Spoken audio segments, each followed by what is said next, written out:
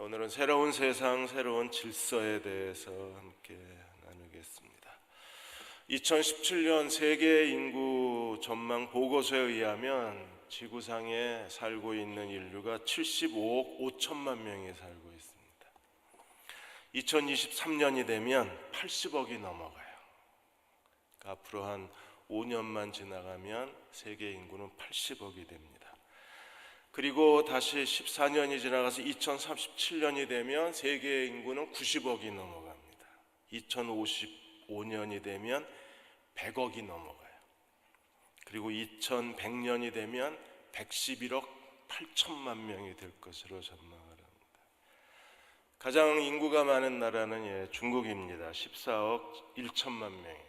인도가 그 뒤를 이어서 13억 3,900만 명입니다.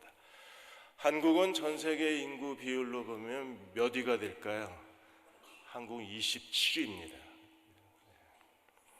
일본이 1억 2,700만 명으로 11위고 한국은 5,098만 2천 명으로 27위에 해당하고 있습니다. 하나님이 노아의 세 아들을 통해서 생육하고 번성하고 땅에 가득하라고 말씀을 하셨는데 정말 땅에 가득하게 됐습니다.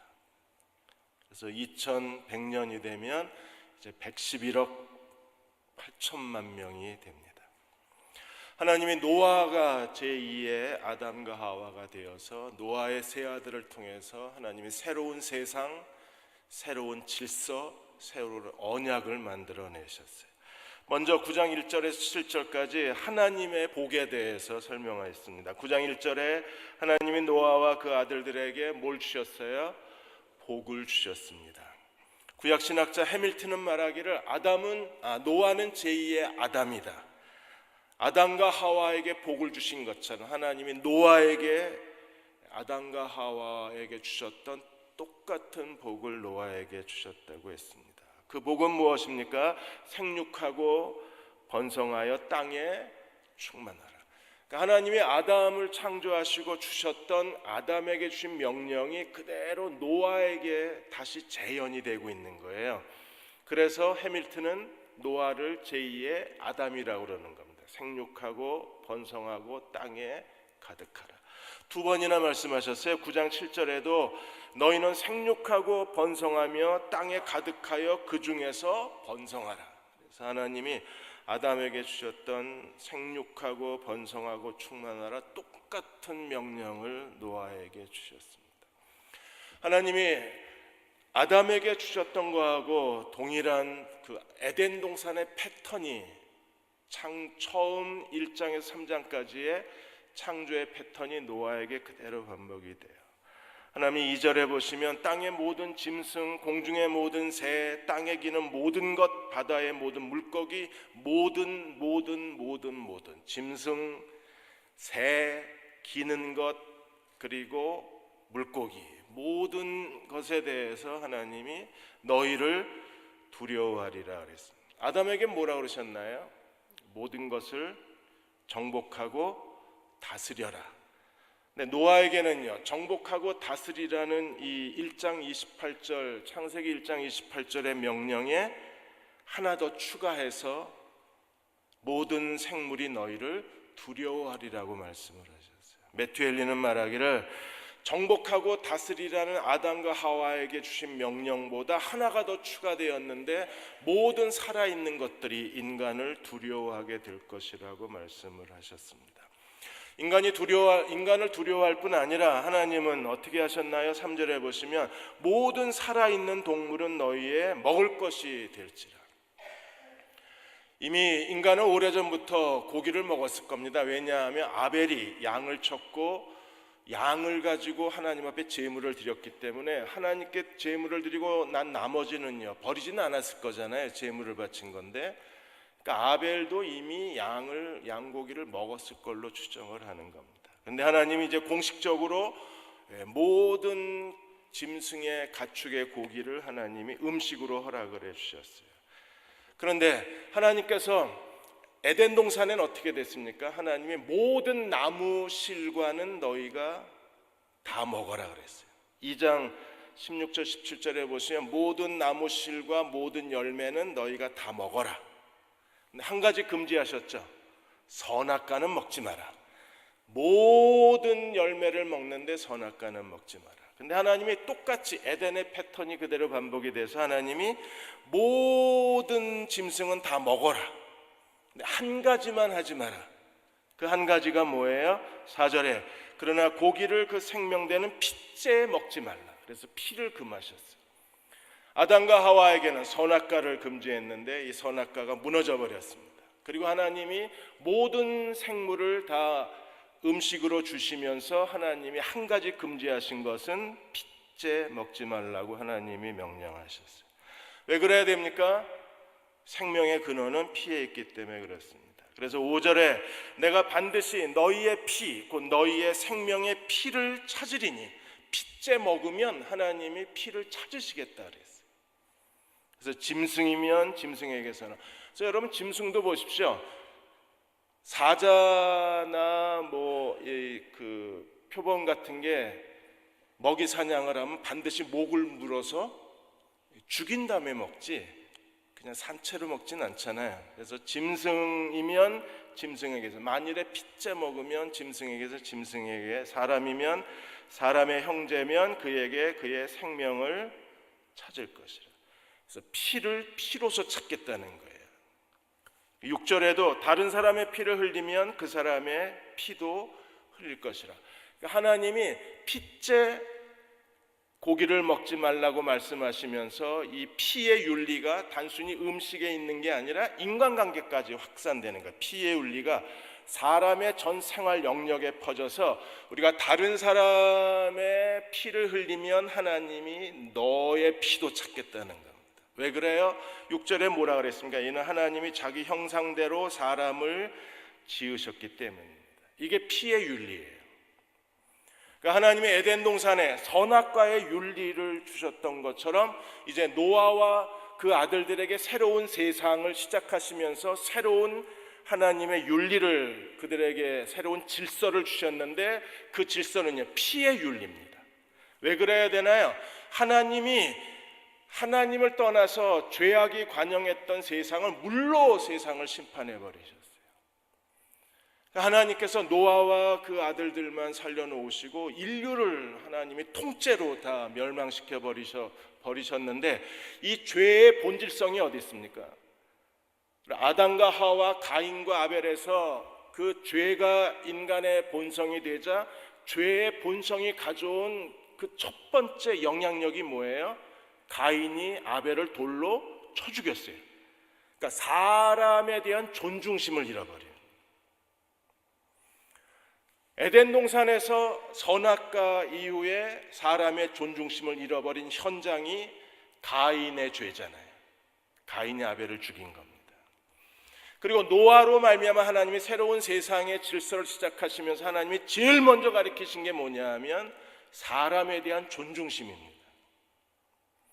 우리가 다른 사람을 무시하고 다른 사람을 함부로 대하고 다른 사람의 피에 대해서 소홀히 여기면 하나님이 내 피도 내가 찾겠다는 거예요. 왜 그래야 합니까? 모든 인간은 하나님의 형상대로 지음을 받았기 때문에. 그래서 아담과 하와의 선악과의 윤리는 노아 시대에는 이 피의 보복의 윤리로 하나님이 다시 인간에 대한 존중심을 가리키는 거예요. 그럼 우리가 하나님을 믿는다고 말하면서 사람에 대한 존중심을 잃어버리면 그 믿음의 자리에 쓴 게 아니에요. 정말 예수님을 인격적으로 만나고 하나님의 사랑을 깨달은 사람들은 사람에 대한 존중심을 알아요.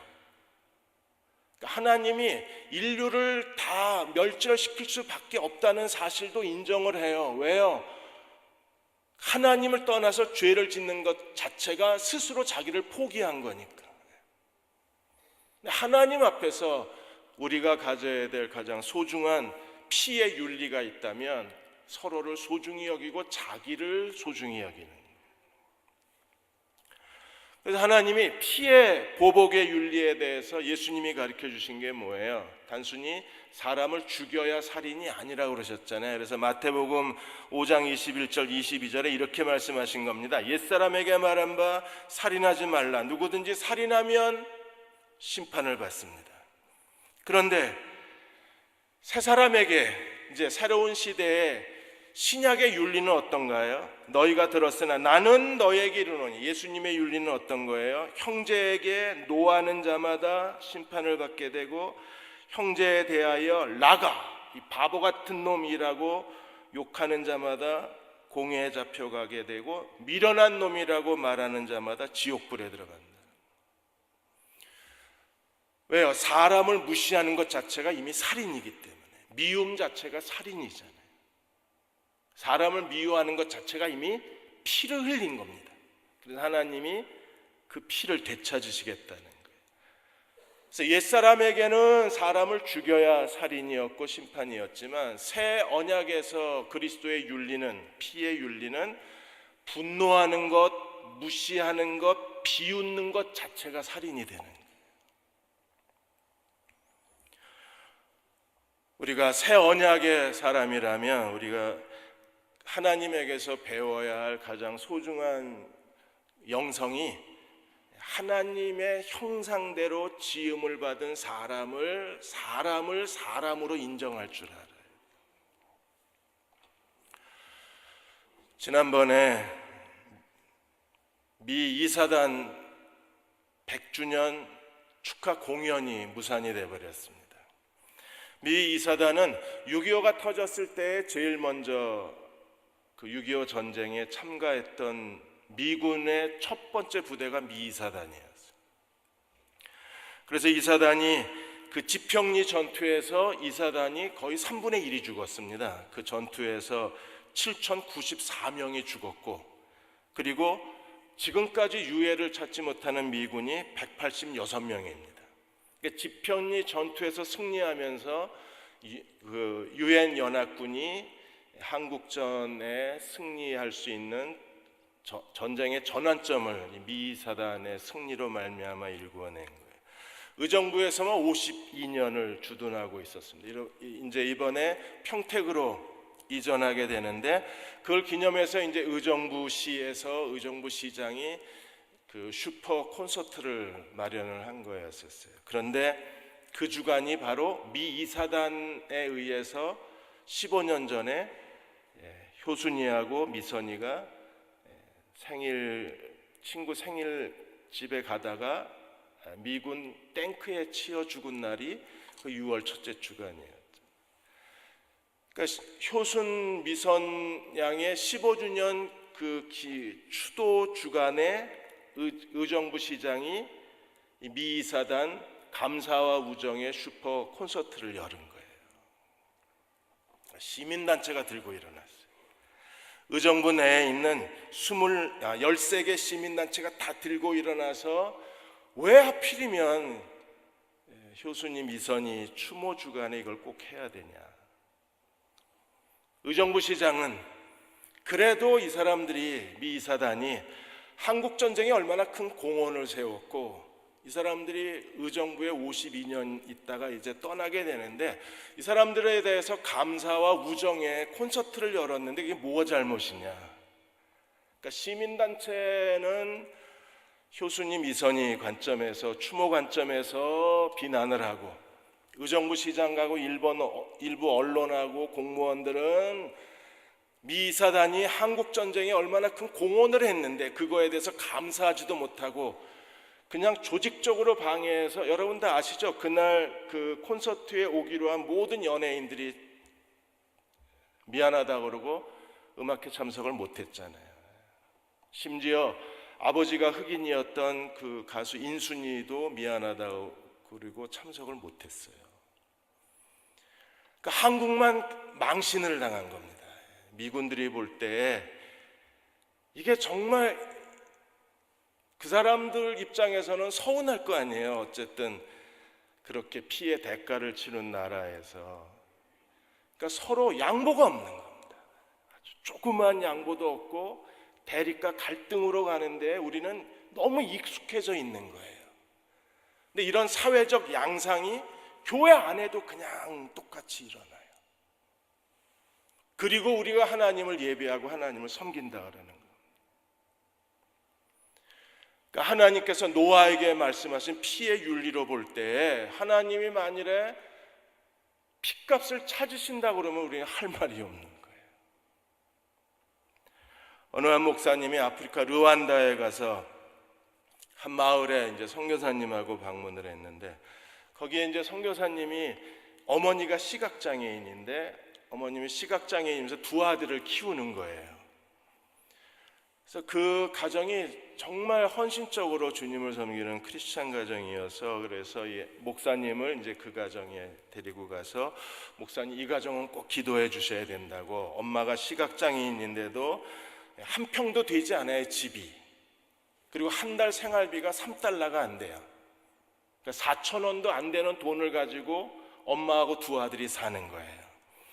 근데 얼마나 하나님께 신실한지 몰라요. 그래서 선교사가 너무 고마워서 이제 한국 목사님을 데리고 가서 이 집 기도해 주시라 그래서 목사님이 그 어머니를 끌어안고 기도해 줬는데, 어머니가 기도가 끝나고 나서 너무 고마우니까 제가 목사님께 찬송을 불러드려도 되겠냐고. 그리고 찬송을 부르는데 너무 아름답고 그 찬양 자체에 정말 감사가 넘치고 기쁨이 넘치는 거예요. 목사님이 자기가 언제 이런 찬양을 들어봤지 기억이 안 날 정도로 마음으로 그렇게 감사의 찬양을 부르더래요.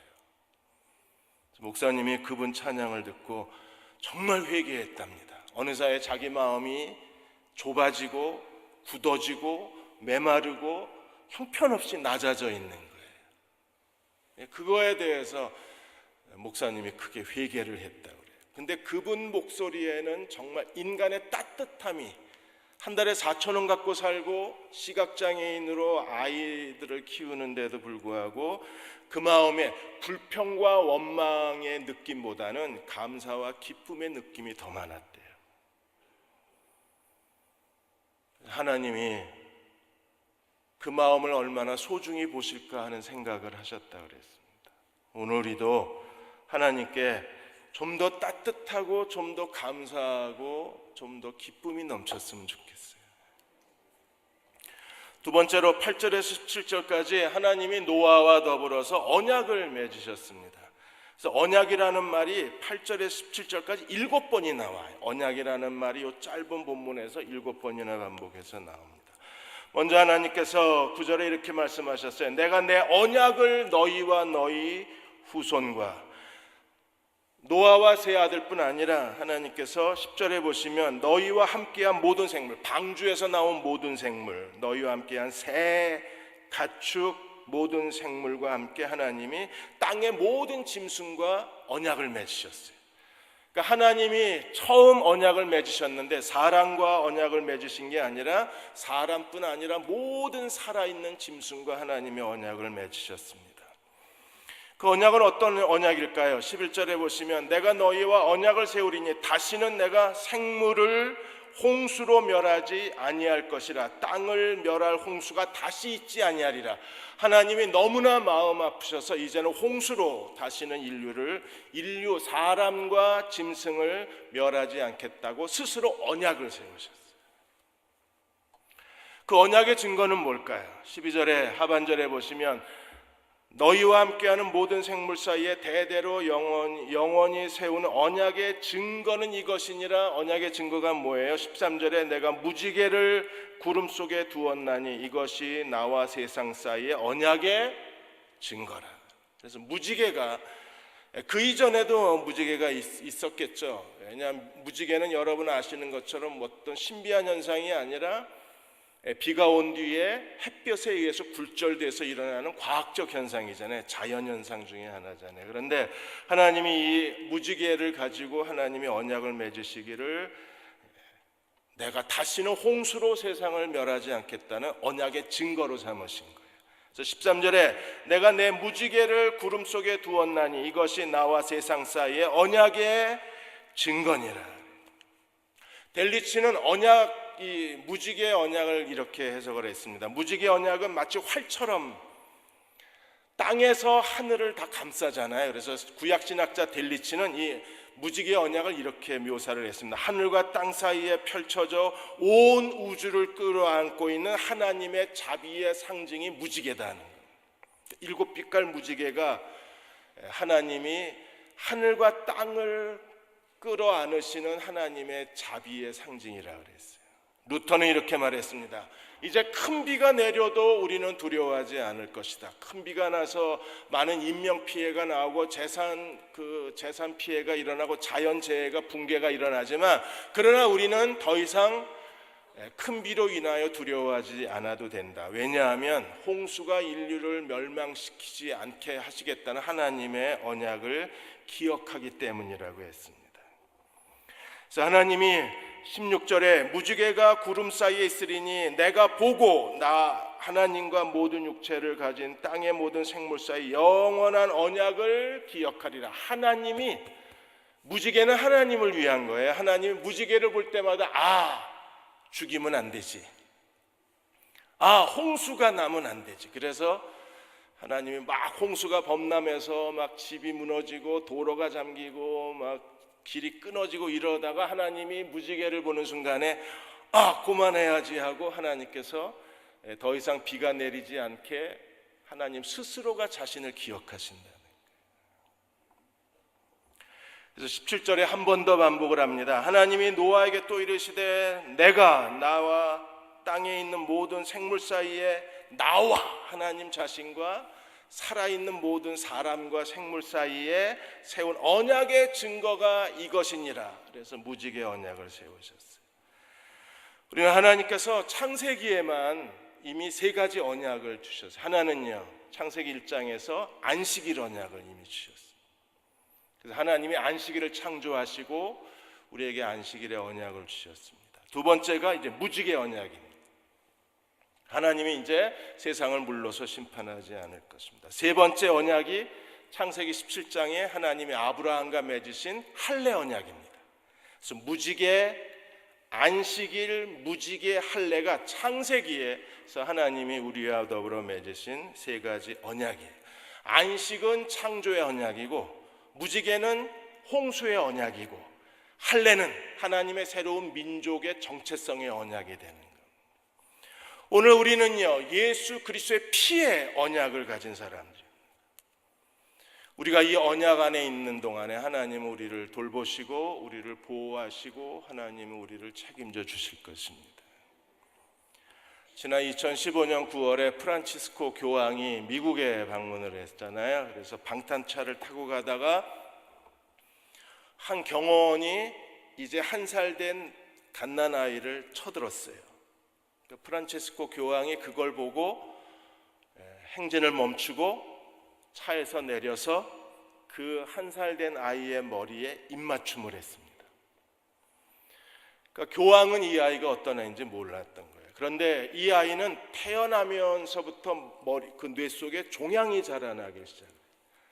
이제 1살 된 애니까 이게 수술도 못하는 거예요. 그런데 종양이 굉장히 빠른 속도로 커지는 겁니다.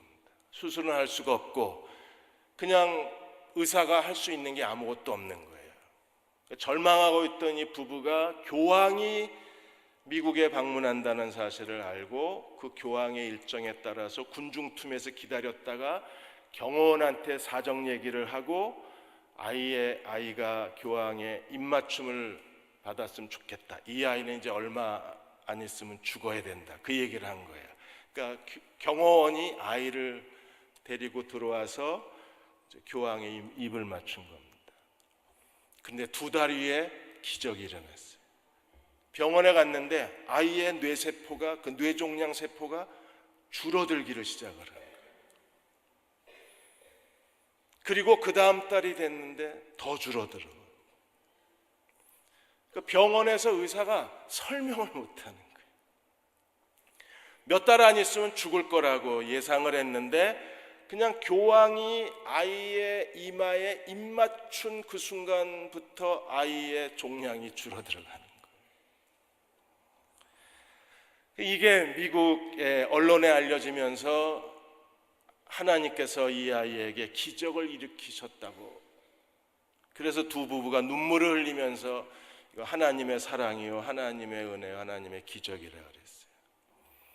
만일에 병원에서 수술할 수 있었다면 그런 기적이 안 일어났겠죠. 왜냐하면 이제 이 아이는 병원에서 해줄 수 있는 게 아무것도 없는 인간의 절망 상태였으니까, 그러자 교황의 입맞춤으로 하나님의 기적이 일어나는 거예요.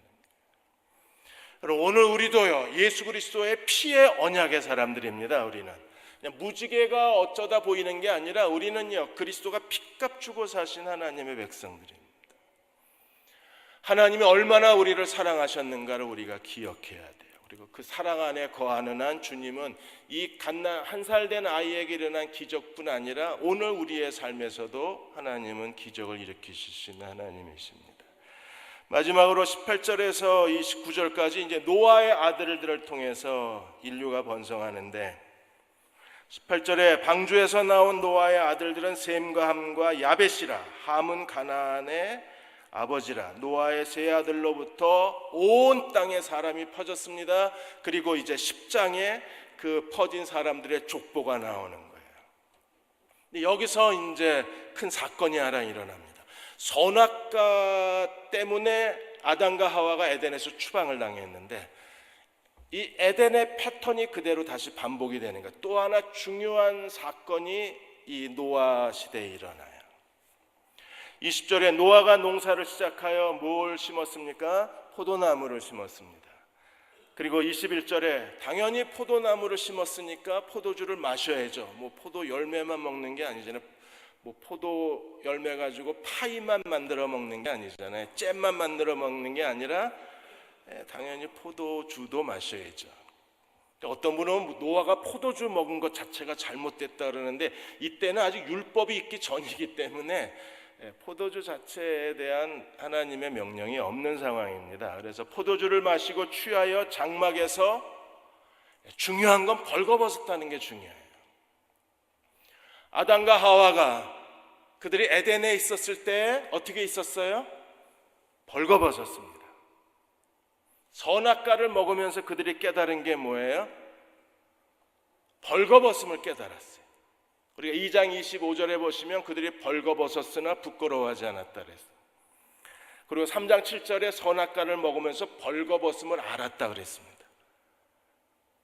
그리고 하나님이 찾으셨을 때 그들이 3장 10절에 보시면 벌거벗었으므로 부끄러워 숨었다 그랬어요. 그러니까 벌거벗음이 인간의 죄의 시작이었어요. 근데 노아도 지금 왜 벗었는지 모릅니다. 가끔 술 먹으면 벗나요?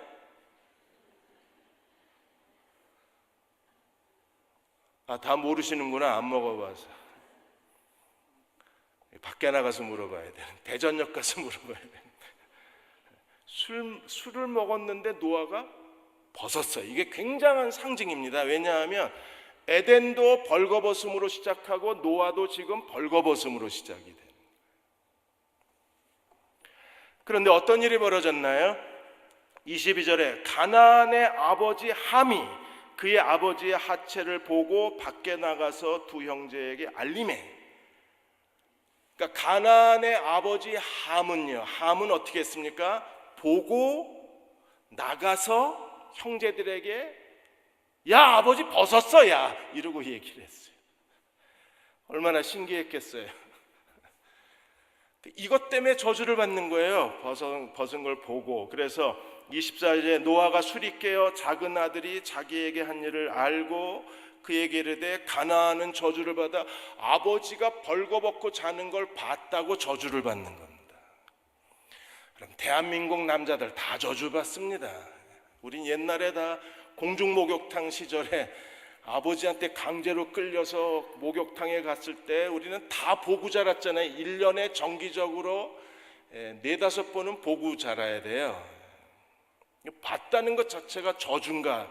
이게 이제 하나님이 왜 함이 받는데 가나안이 왜 저주를 받는가?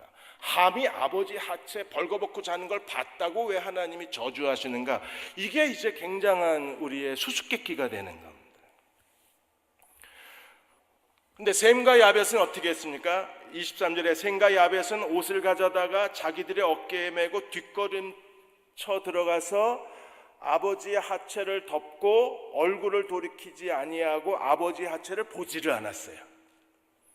그러니까 함은 아버지의 하체를 보고 저주를 받고, 셈과 야벳은 하체를 보지 않으므로 저주를 받지 않았습니다. 봤다는 게 뭘까요?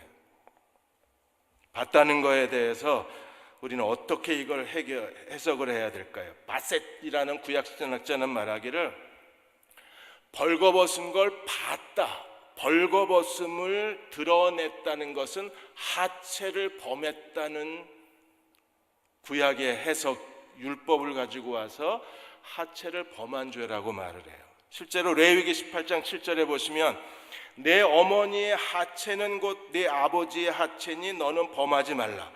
그는 내 어머니인즉 너는 그의 하체를 범하지 말라. 어머니의 하체를 범하지 말라. 세상에 이런 짐승 같은 인간이 있나?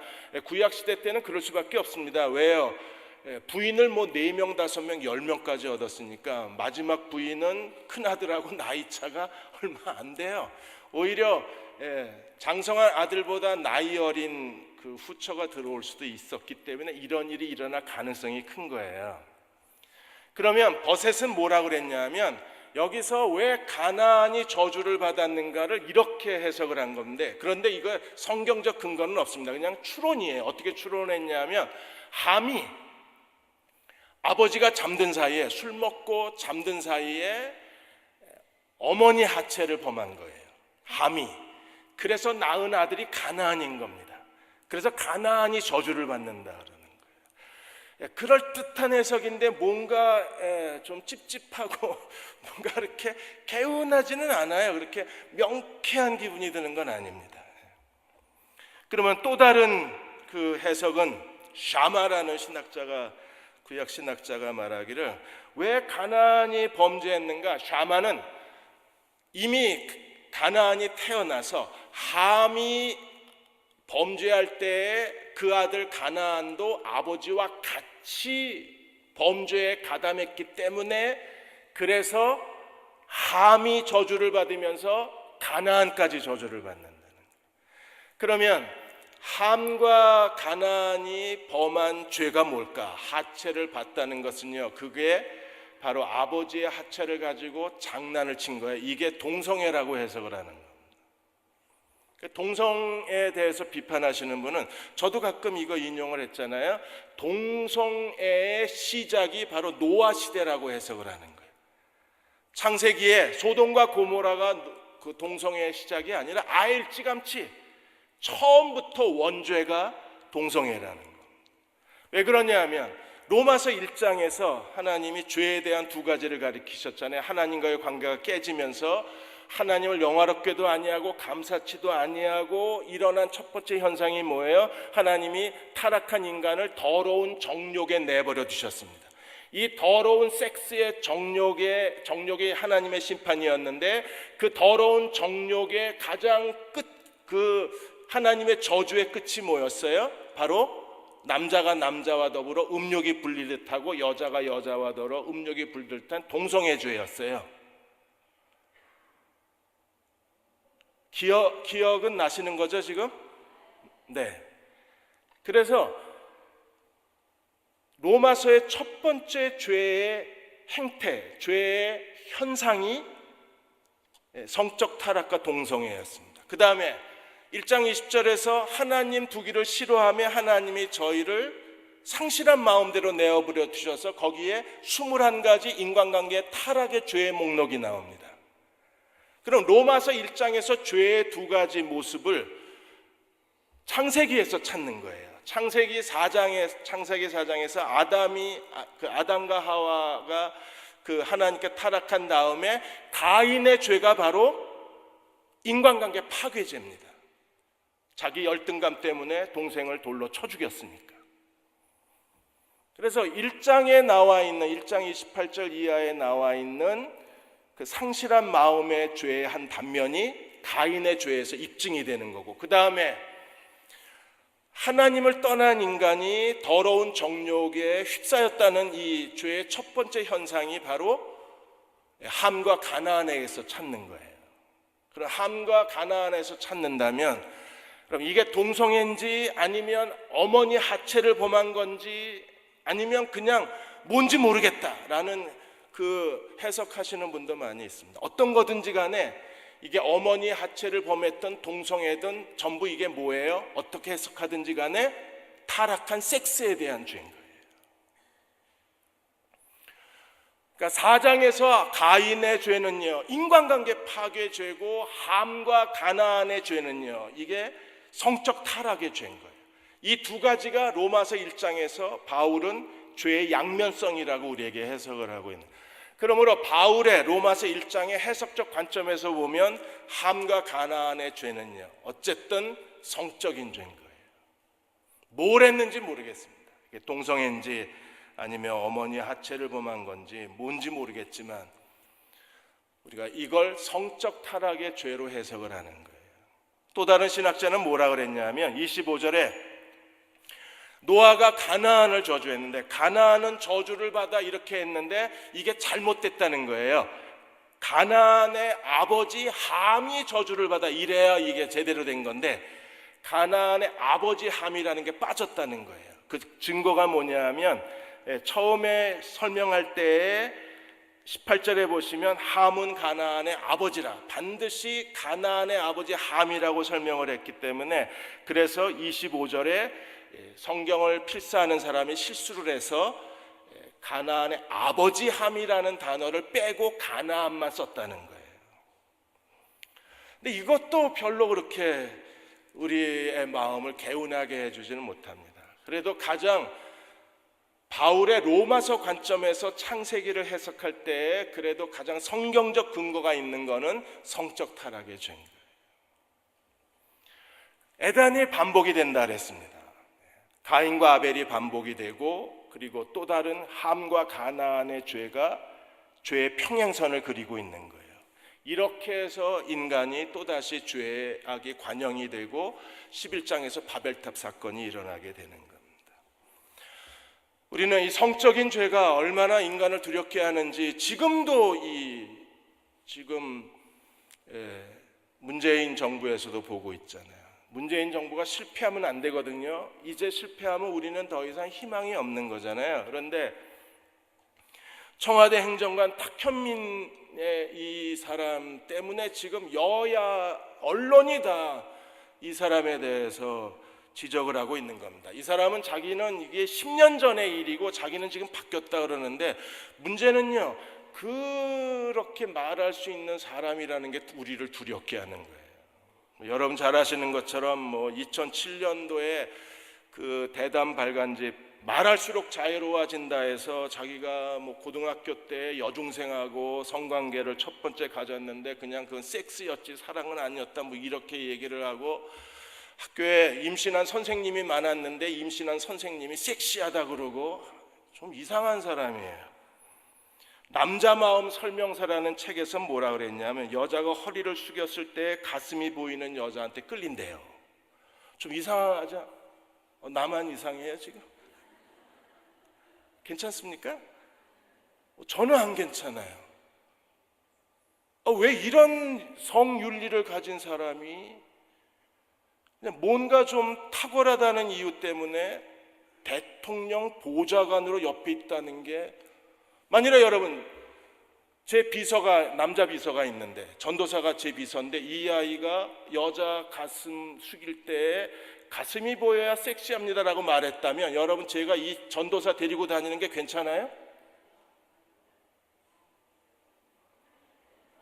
대통령이 이 행정관 데리고 다니는 건 괜찮습니까?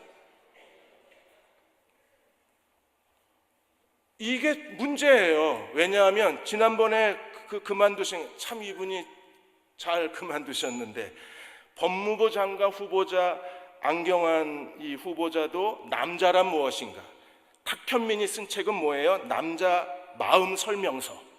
안경환 후보자가 쓴 책의 이름은 뭡니까? 남자란 무엇인가. 전부 남자를 붙들고 늘어진 사람들입니다. 이 사람들이.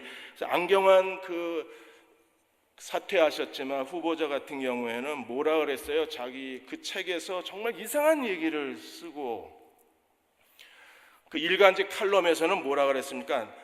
사내는 예비 강간범이라고 그랬고 계집은 매춘부라는 이론이 있다 그러면서, 그러니까 전부 이게 성적으로 인간의 가치를 생각을 하는 거예요. 이분도 그만두신 게 참 잘하신 거죠. 그러니까 이런 것들이 지금 대한민국 정부의 핵심 요직에, 정치의 가장 중요한 자리에 지금 전부 남자 사용 설명서, 남자 마음 설명서, 남자란 뭔가 이런 글을 쓰시는 삐딱한 성윤리를 가지고 계신 분들이 거기 계시다면 이건 문제가 되잖아요. 미국 행정부에서도 이게 문제가 될 판인데 한국 같은 나라에서는 더 어려운 일이 되잖아요. 하나님이 가인과 아벨의 사건에서 보여준 죄하는 패턴이, 그 다음에 이 노아가 벌거벗고 벌거벗은 노아에 대해서 보여준 함과 가나안의 패턴이 죄의 두 개의 형태를 보여주는 거예요. 하나님이 어떻게 하셨나요? 25절에 보시면 가나안은 저주를 받아 형제들의 종이 되고, 그 다음에 26절에 셈은 셈의 하나님 여호와를 찬송하고, 가나안은 셈의 종이 되고, 하나님이 야벳을 창대하게 하시고 셈의 장막에 거하게 하시고 가나안은 그 종이 되게 하시고, 이래서 셈과 야벳과 가나안에 하나님이 복과 저주를 내리시는 거예요. 그런데 이게 굉장히 재미있는 하나의 모형이 되는 겁니다.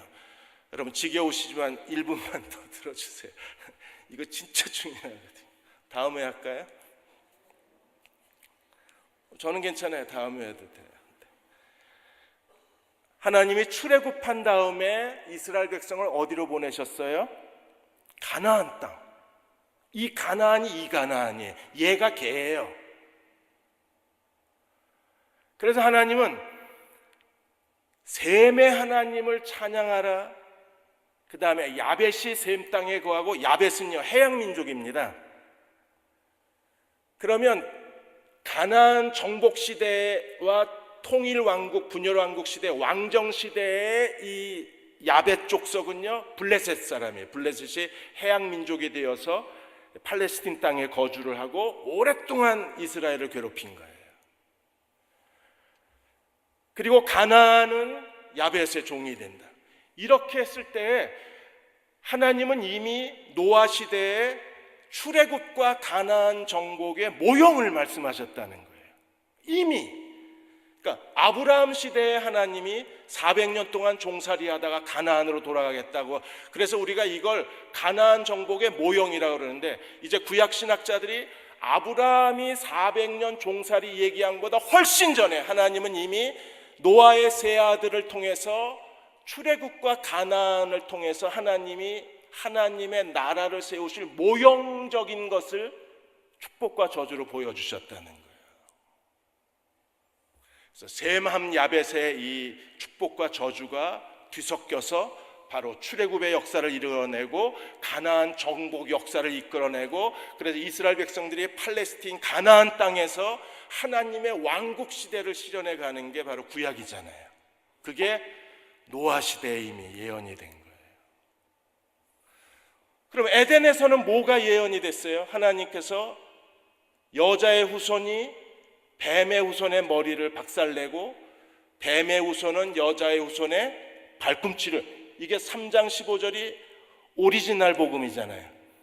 그러니까 하나님이 에덴에서도 복음을 이미 설명하셨고, 그 다음에 노아와 세 아들의 새로운 시대에서도 하나님이 복음을 설명하셨는데, 그 복음이 바로 가나안, 저주받은 가나안 땅을 모세와 여호수아가 하나님의 이름으로 정복해 가는 거예요. 그러니까 하나님은 이미 인간의 타락과 더불어서 하나님의 구원의 모형을 세우시고 구원의 모형을 이루어 가시는 분이시기 때문에 오늘 우리는요 그 하나님의 위대한 구속에 동참하는 종들이 돼야 돼요. 하나님이 여러분을 핏값 주고 사셨습니다. 그리고 이미 셈과 함과 야벳의 모형을 통해서 보여주신 가나안 정복 전쟁이 오늘 예수 그리스도로 말미암아 우리 시대에 다시 재현이 되고, 우리는 매일같이 자신의 죄를 정복하고 하나님을 닮아 거룩한 사람이 되어야 합니다. 그리스도의 세 계명에 순종하는 사람이, 여러분 열심히 우리가 성경 배우고 배운 것만큼 세상에 나가서 하나님 사랑을 실천하고 말씀만 배우고 가만히 있으면요, 그 사람은 스스로 고립주의자가 될 수밖에 없어요. 우리가 하나님 말씀을 배운 것만큼 나가서 하나님 말씀을 실천하는 사람들이 돼야 돼요. 그러한 대응교회가 되고 그러한 저와 여러분이 되시기를 주의 이름으로 축원합니다. 기도하겠습니다. 아버지 하나님, 오늘 밤을 주께 의탁합니다.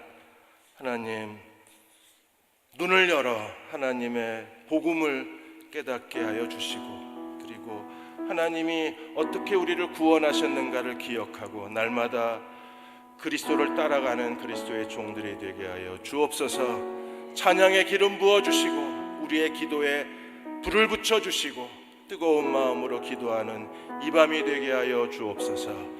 예수님의 이름으로 간절히 기도하옵나이다. 아멘.